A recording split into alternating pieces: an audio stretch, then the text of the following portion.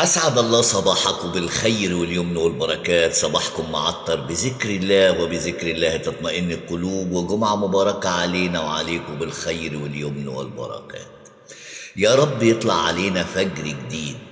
عندنا ما أكثر المساجد، مساجد كتير لا تعد ولا تحصى، فيها الجوامع الحلوة الجميلة اللي هي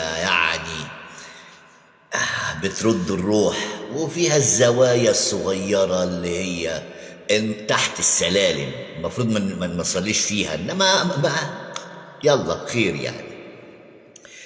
المهم في الحكاية دي مساجد كتير، بس فين الناس اللي تقف على المنبر تقول خطبة ما اتقالتش قبل كده؟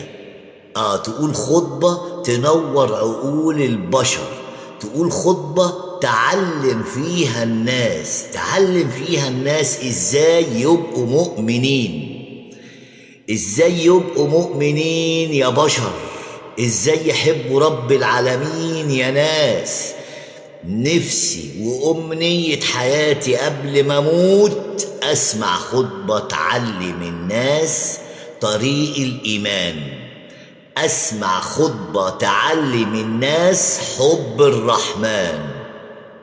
يا رب يا رب اشرق علينا فجر جديد بناس جديدة بعقول جديدة يا رب العالمين، تنسى ما توارثوه عن أبائهم، وربنا ينور عقولهم.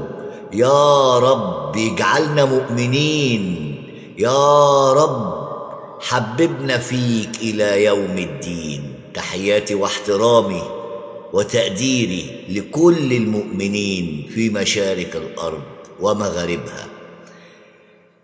وبسم الله الرحمن الرحيم: وأكثرهم الفاسقون.